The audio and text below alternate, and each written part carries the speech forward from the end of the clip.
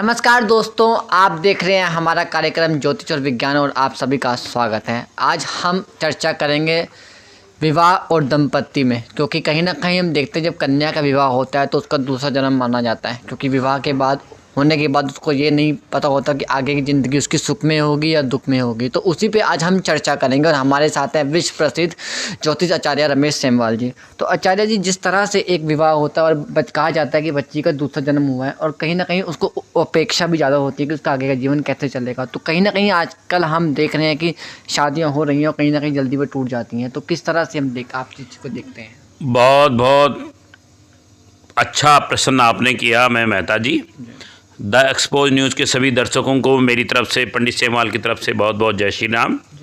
बहुत ही अच्छा प्रश्न आपने किया है।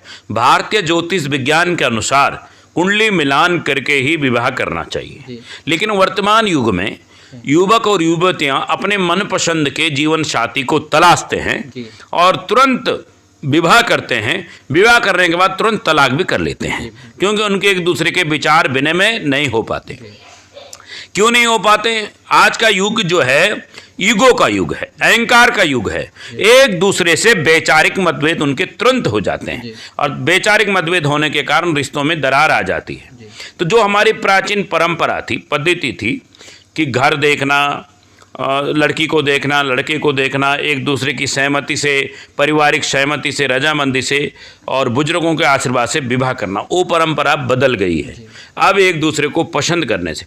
तो हमारे यहाँ कुंडली मिलाने का बड़ा विधान है, उसको कहते हैं अष्टकूट मिलान। 8 चीज़ें जब मिल जाएं, मैत्री भाव मिल जाए, गृह मैत्री और मंगली दोष ना हो, अष्टकूट मिलान जिसको कहते हैं, नाड़ी दोष ना हो, है योनि दोष ना हो, ये सारी चीज़ें मिला करके ही कुंडली मिला करके विवाह करें। नंबर 1। नंबर 2, जिस समय विवाह लगन मुहूर्त निकलता है, हम देखते हैं विवाह शादियों में मुहूर्त की बड़ी अवहेलना होती है। हमने मुहूर्त निकाला मेष लगन का और विवाह हो रहा है कर्क लगन में, तो कई घंटे बीत गए, उसके बाद विवाह हो रहा है। तो जो लड़की और लड़के की जन्म कुंडली हमने मिलाई थी, जिसमें लगन पत्रा लिखी गई थी, इस समय, इस काल खंड में, इस नक्षत्र में इनका विवाह मुहूर्त निकला है। इस नक्षत्र में, इस काल खंड में, इस योग में, इस करण में, इस मुहूर्त में इनका विवाह होना चाहिए, तो वहाँ नहीं हो पाता। तो मुहूर्त की अवहेलना हो गई।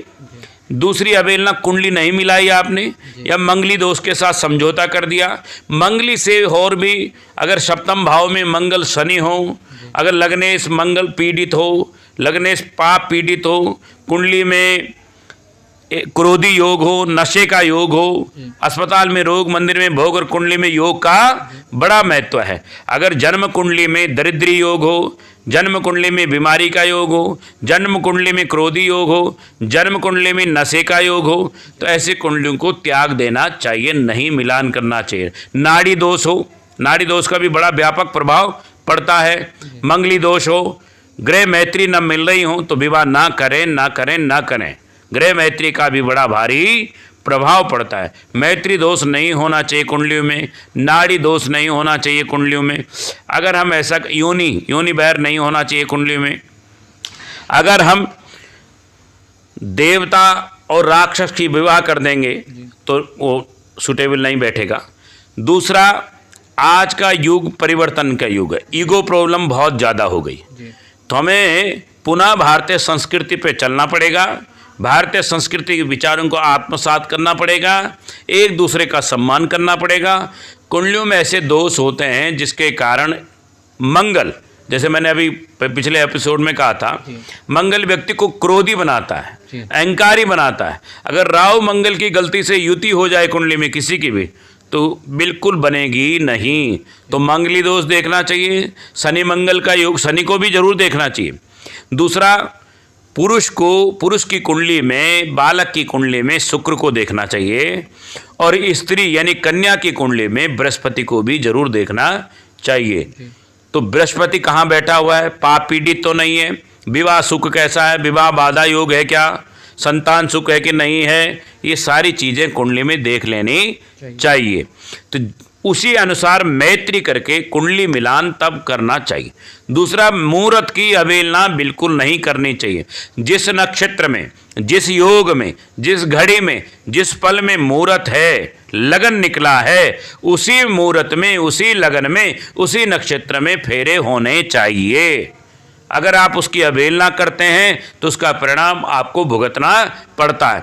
हम विवाह शादियों में और चीज़ों में तो बहुत बड़ा ध्यान देते हैं कि ऐसा होना चाहिए, भोजन व्यवस्था ऐसी होनी चाहिए, टेंट व्यवस्था ये होनी चाहिए, सब पे ध्यान देते हैं। लेकिन जो मूल काम है, जो मेन जड़ है, यानी लगन, मुहूर्त, विवाह, फेरे, कन्यादान, उस समय को हम बिल्कुल भूल जाते हैं। हम कहते हैं कि जो होगा लोगों ने देख लिया है, सब रिश्तेदार खुश हो गए, अब जब होगा तब हो जाएगा।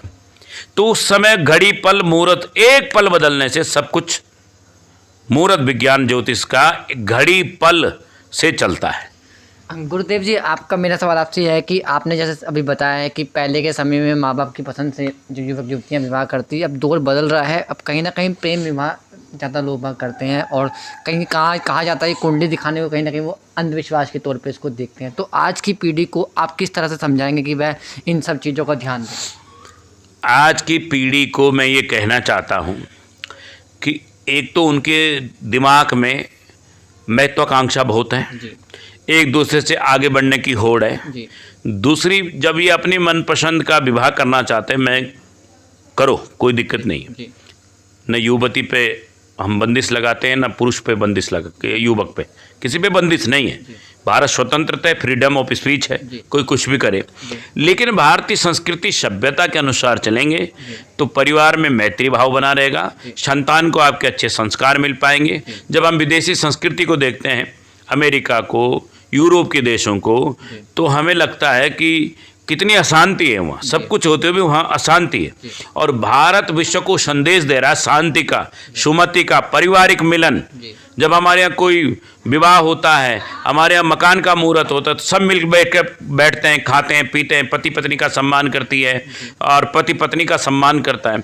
उसी व्यवस्था को पुनः अपनाना चाहिए और अपने आप करने में कोई दिक्कत नहीं। लेकिन कुंडली विज्ञान सत्य है, कुंडली विज्ञान सत्य है। जिस समय आपका जन्म हुआ, जिस नक्षत्र में आपका जन्म हुआ, जिस समय आपका जन्म हुआ, वो ग्रह गोचर, वो कुंडली, जन्म कुंडली, वो राशि, वो नक्षत्र, वो करण, वो मुहूर्त आप पे असर डालता है।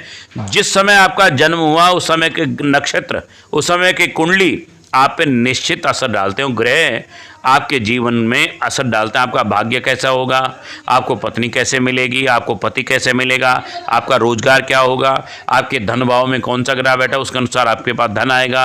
पराक्रम भाव, तृतीय भाव में कौन ग्रह बैठा हुआ, भाई बहनों का सुख उसी प्रकार प्राप्त होगा। पंचम भाव में विद्या, बुद्धि, संतान उसी प्रकार से आपको मिलेगी। छठे भाव में ऋण, रोग, शत्रु। और सप्तम भाव पत्नी का, पार्टनर का, पति का, पार्टनर का, तो सप्तम भाव को देखना जरूरी चाहिए, अष्टम भाव को देखना जरूरी चाहिए। द्वादश भाव सैया सुख का होता है, द्वादश भाव को देखना चाहिए। लगन को देखना चाहिए, लगन बलवान है क्या, लगन और पुरुष का भी लगन। सप्तम भाव में मैत्री है क्या, तो सप्तम सप्तम मिलाना चाहिए। अष्टम को देखना चाहिए।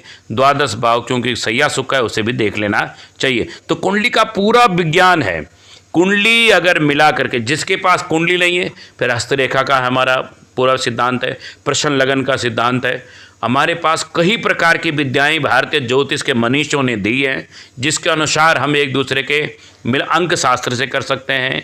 लेकिन मूल तत्व भारतीय ज्योतिष विज्ञान रहेगा, पराशर ऋषि का विज्ञान रहेगा, जन्म कुंडली का विज्ञान रहेगा। जन्म कुंडली मिलान अवश्य करना चाहिए, उसकी अवहेलना नहीं करनी चाहिए, क्योंकि ये भारतीय परंपरा है, भारतीय ऋषियों का रिसर्च है, पूरा विज्ञान है, तो उसको देख करके ही विवाह करें। आज का गुरु ज्ञान हमारे दर्शकों के लिए क्या होगा? आज का गुरु ज्ञान है, अगर पति पत्नी में विवाद हो, पति पत्नी एक दूसरे की बात न मानते हो, तो शुक्रवार के दिन पत्नी अपने पति के लिए खीर बनाए, उसमें सुंदर मखाने डाले और स्वादिष्ट खीर बना करके पति को खिलाए, और पति भी पत्नी के लिए शुक्रवार के दिन चांदी की कोई चीज़ ला करके गिफ्ट कर दे, तो बहुत विवाद नहीं होगा, शांति बनी रहेगी। शुक्रवार के दिन खीर जरूर अपने घर में शुरू प्रारंभ कर दीजिए। पहले भगवान को भोग लगाइए, भगवान कृष्ण को, लक्ष्मी जी को, फिर पति को और पत्नी आपस में एक दूसरे को खिलाएं। और पति को ये ध्यान रखना चाहिए कि शुक्रवार को कुछ मीठा या कुछ चांदी की चीज़ें अपनी पत्नी के लिए लाकर अगर दे दे तो पति पत्नी में समानता बनी रहेगी। दूसरा, बृहस्पतिवार। बृहस्पतिवार बहुत सौभाग्य का वार होता है।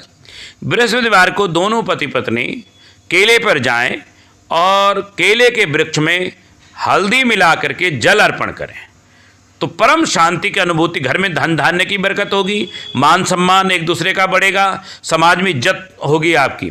तो बृहस्पतिवार का दिन भी आप ध्यान रखें कि बृहस्पतिवार को आप केले के वृक्ष में हल्दी वाला जल मिला करके अर्पण करें, बृहस्पति महाराज को प्रणाम करें, क्योंकि बृहस्पति ज्ञान से ही तो व्यक्ति का जीवन उज्जवल होता है। बृहस्पति मानी सौभाग्य, सुख, शांति, समृद्धि और संतान सुख भी उससे प्राप्त होगा। तो बृहस्पति और शुक्र को मनाएंगे तो आपके जीवन में धन धान्य और प्रेम बढ़ेगा। शुक्र जो है प्रेम का देवता है। तो जैसे कि हम आए दिन आपके लिए ज्योतिष और विज्ञान कार्यक्रम लाते हैं, हमारा मेन मकसद ये होता है जो आज के युवा हैं वो कहीं ना कहीं ज्योतिष और विज्ञान को कहीं ना कहीं अंधविश्वास मानते हैं, हमारी संस्कृति से कहीं ना कहीं में बिछड़ रहे हैं। तो हमारा मेन मकसद ये है कि आप संस्कृति से जुड़े रहें और ज्योतिष और विज्ञान का क्या महत्व है वह आप जानें। धन्यवाद।